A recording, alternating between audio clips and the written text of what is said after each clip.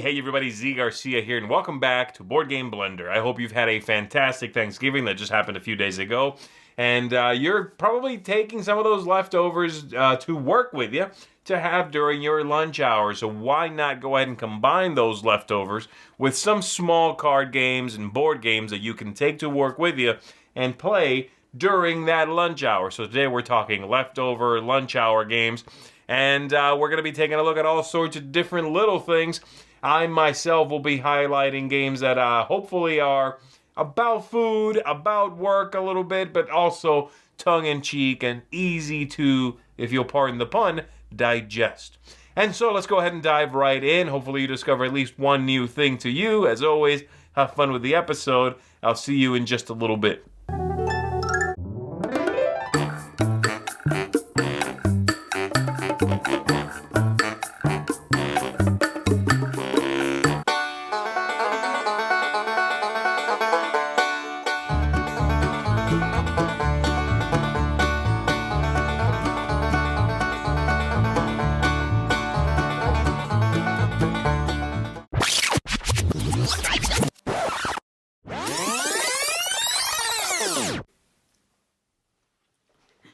Nora, want to play a game with me in the lunch break? Anna, my lunch break is for eating my lunch and peace and relaxation. Not for playing games. Pretty, please? Okay, but it will cost you an extra Christmas gift.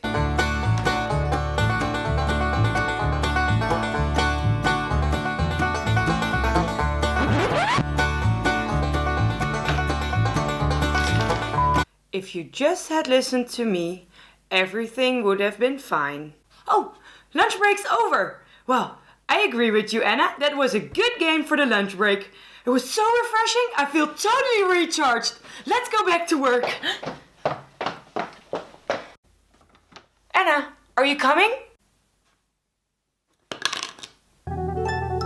Welcome to Bickering Over Board Games, where we talk about topics, trends, and things in board gaming and how we feel about them. So the topic for the blender this week is leftover lunch games. Games that you can play over lunch. With leftovers or friends, or both. I guess you don't have to, food? You don't have to have new food. So the first thing I think we thought of was the trend, the previous trend that I think has died off a little bit of microgames, which I think the most famous of which is Love Letter. Yeah, so we gave these out as bridal party gifts. That's the term. Yeah. Bridal party gifts. There's a bunch of edits where we argued about that. I was told you was a thing, and it's kind of cool you said because wedding favors. Well, it's not the same as a bride. Okay. I knew there was a thing though. And so it's like the princess is like the bride. The handmaid. The handmaid looks like she's a bridesmaid. It's weird. And the priest looks like it's weird. Well, it's a lot of fun because Love Letter's fun, but it's weird to be playing with your like brothers and competing over the hand of the bride when you're gonna get married to the bride, or are married to the bride. I might be married to one of your brothers. We don't know. Yeah, I mean, it all depends on who wins Love Letter. Yeah.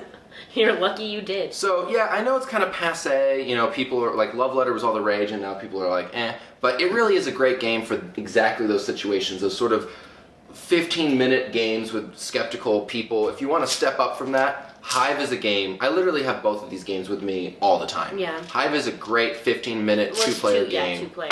I love Hive. But what I was thinking about as a trend is the trend toward these mint boxed games. Now, this is a specific company that puts all their games in mint boxes. We've had a lot of fun with Mintworks, which is a worker placement game. Yeah, I think so. And we've just ordered Microbrew, which I think is also going to come in. Yeah, I'm excited for that one. I mean, even though it comes in this little box, it's still a heavy game. Yeah, it's like a big game. So when we're at home and we're going to play a big game, we just play a big game. And when we're traveling, when we play these, is when we're traveling. And we have a trip coming up, so I'm sure both of these will be in your bag. Oh yeah, absolutely. They are nice, but they are deceivingly harder. This is not a game I would play over lunch, so... Well, I mean, it might be with me. Sure. I mean, I think that they're okay. Hey, kids. Oh, hi, Dad. Hi, Sam. I heard you talking about these travel games. This is my father-in-law, Sam. Nice to meet you. I saw the mint boxes, and it gave me an idea. Okay. We take the metagame, and we love to play this game called Timeline. Which is one of the many options in metagame. And this would be kind of awkward or bulky to carry around. Yeah. But unless you had Jinko jeans, remember those? yeah, I remember those. But if you just took a few of these cards out, enough just to fit in one of those boxes, you could have Timeline ready to play at any time. You just take a card and you read it. Vogue. And Vogue talks about magazine? Vogue magazine. Vogue magazine. Before Yeah. or after? And when did it come out? 1963? Did it come out? Before. Before, and she is Very correct. good. 1892. I know all my fashion So I put it magazines. there. I think it's a great Put suggestion. it right in one of those little boxes, and off you go. I think that we should get your parents' Timeline. No, but they have this. No, but it's like then, but then it was even more Timeline, and that's like by far their favorite game in the metagame, I would say. Well, yeah. I mean, just because we can play it together so easily, but we Yeah. do enjoy the other games. So this makes me think that our theme for the week should actually be sharing the joy Don't of forget that gaming over lunch or otherwise, because. When conversation just gets old. Well, no, because it's fun. Every time we come to visit, it's always fun to see like which of the games that I've introduced your parents to that they've like bought for themselves. We just played Rummy and Yahtzee until Brett came into our life, and now we play a whole plethora of different games, and we enjoy them.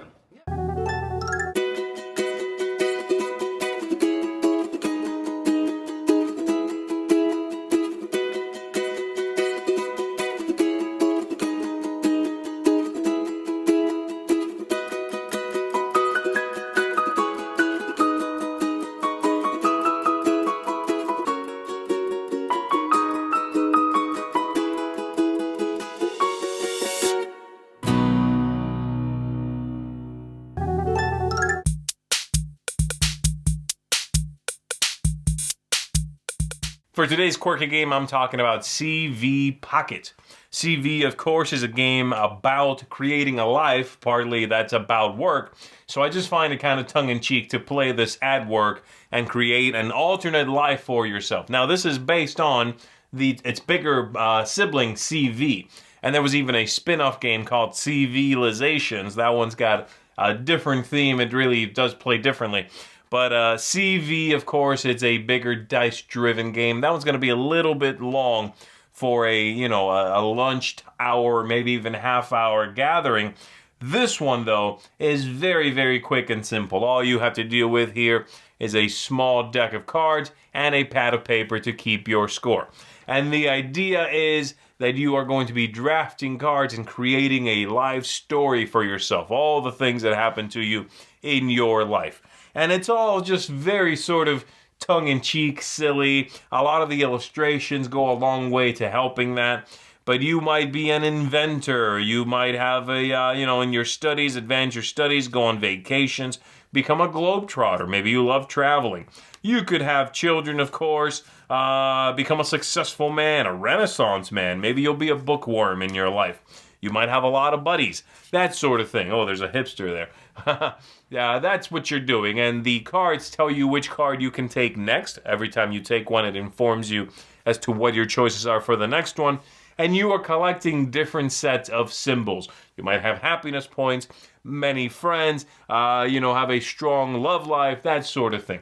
It just sort of develops this silly sort of story as you are playing. But it's so quick, it's extremely simple to play. And, once you are done grabbing your cards, you're going to use the tiny little pad of paper here and your included pencil and figure out who the winner is. That's all there is to it. I really, really enjoy this one.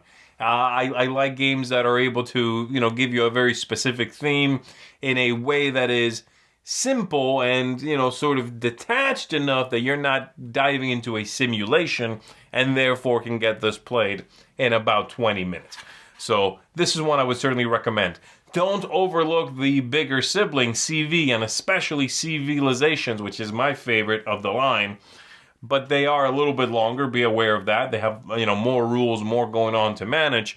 This one is a fantastic little filler, and I think it's going to be fun to dive into it on your lunch hour at work and just kind of ponder the what-ifs of life. So there you go. That is CV Pocket for Quirky Game of the episode. Thanks for checking this out.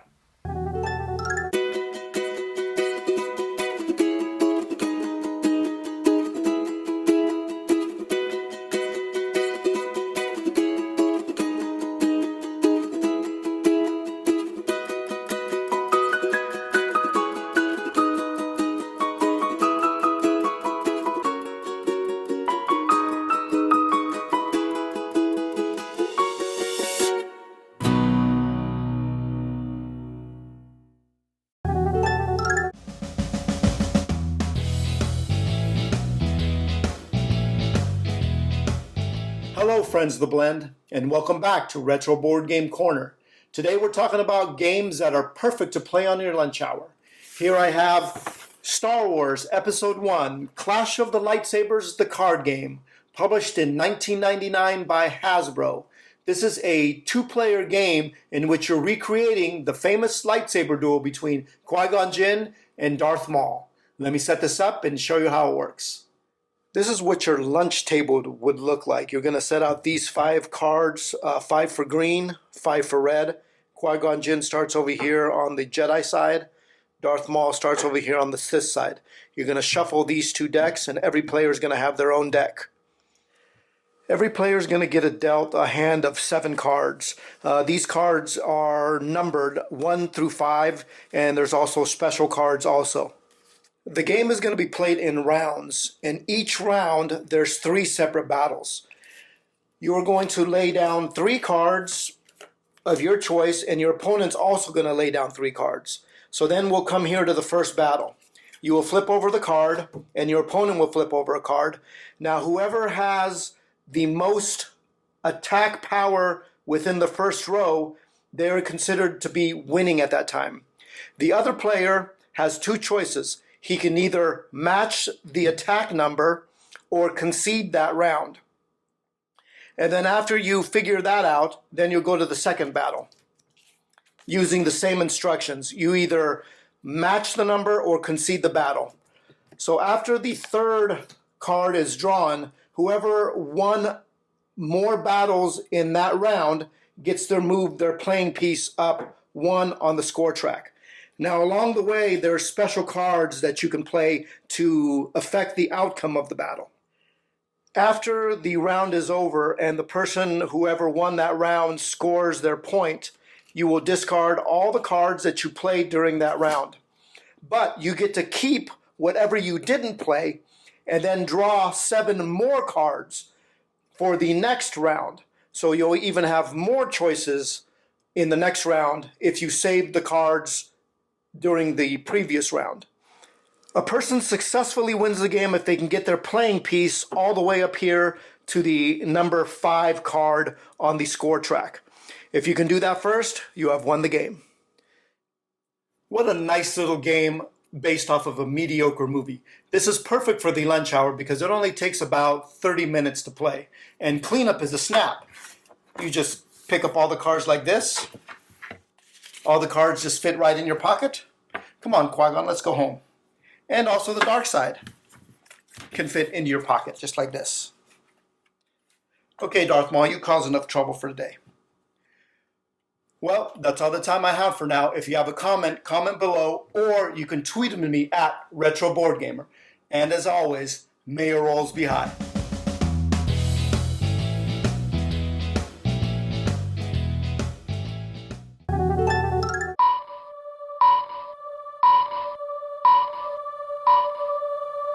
For today's game, Under the Radar, I'm going to be taking a look at a small card game called Ramen, which is a perfect fit if you're having lunch anyway. Now, I know what you're thinking. Z, this game is barely out. How can you say it's under the radar already? Well, because I can feel it. This game is going to be flying under the radar. I'm telling you, a lot of people are simply going to overlook this little game.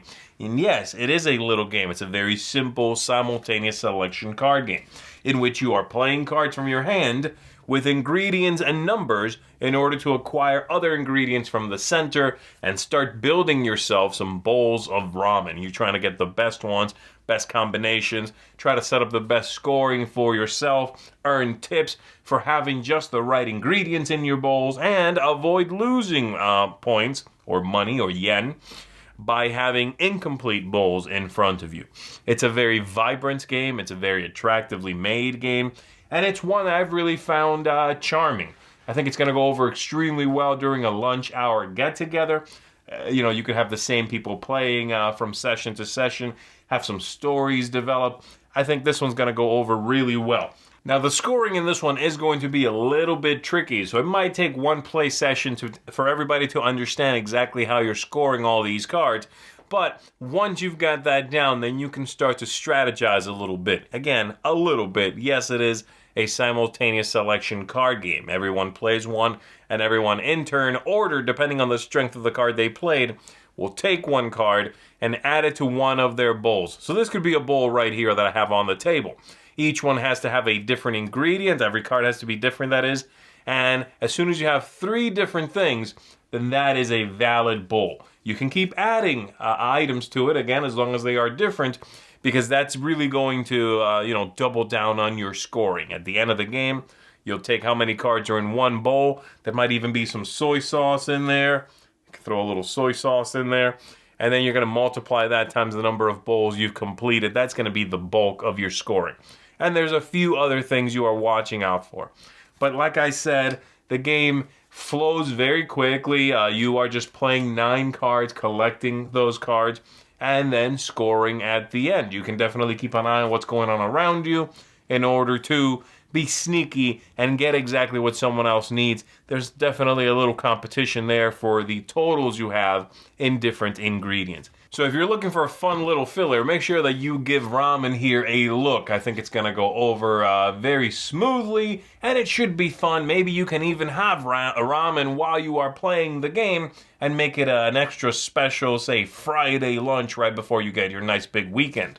So there you go. Don't let this one go overlooked. It's deserving of some attention. Fun little filler. That's Ramen. Check it out. I'm out. See ya. Boop, boop, boop, boop, boop, boop, boop. Hey there, friends of the blend. This is Chris and Lindsay from Behind the Box, and today we want to talk to you about a perfect game that you can play over your lunch break at work, and that is The Mind. The Mind is a card game where players must work together to play numbered cards in order from lowest to highest. There are no turns, so if you think your card is the next lowest to be played, then play it. The twist is, however, you cannot talk, and in order to win, you have to make it through all the rounds. So we think The Mind is a great game to play in a situation like this. It's really quick to set up the game and play it. You don't need much space for it at all. And it's really quiet, so you're not going to be annoying everyone around you. It's actually silence, basically. You can actually eat while you play this game. Just don't get any food on the cards. Now, it being a mostly silent game is actually the big reason that we chose The Mind. Other than, of course, it's a great game to play, but you won't be annoying those people that are trying to chill out a little bit on their break at work. And you're probably going to be playing it in a shared area. It also has no dice, so for the same reason, you're not going to be rolling dice and making noise and potentially losing dice and components. It's just a stack of cards. Yeah, and it is really addicting too. So maybe you lose within the first 5 minutes of lunch and you still have all this time to play. Well, it's not that discouraging, it's addicting. People will be like, yeah, let's have another go. We'll try it again. And you can totally do that because it's so quick to just set up and get going. It's easy to put away as well. And it's easy to teach so you can play straight away. So that's our pick, The Mind. We think it's a great choice. Do you agree? Would you play this on your lunch break, or would you play something else? Let us know what you'd play. And if you want more board game discussions with us, then check us out at our own YouTube channel. Until the next one, we'll see you soon. Bye. And that's going to do it for us on this episode of Board Game Blender. Thanks everybody for checking this out. As always, thanks to my contributors for their segments. If you watch this, by the way, during your lunch break, you're going to get extra bonus points. So let me know in the comments below if you indeed did so. And tell me about some great games you enjoy playing on your lunch break at work. All right, everybody, that's it for us. We'll see you again on the next one. And as always, hey, stay a friend of the blend. I'll see you.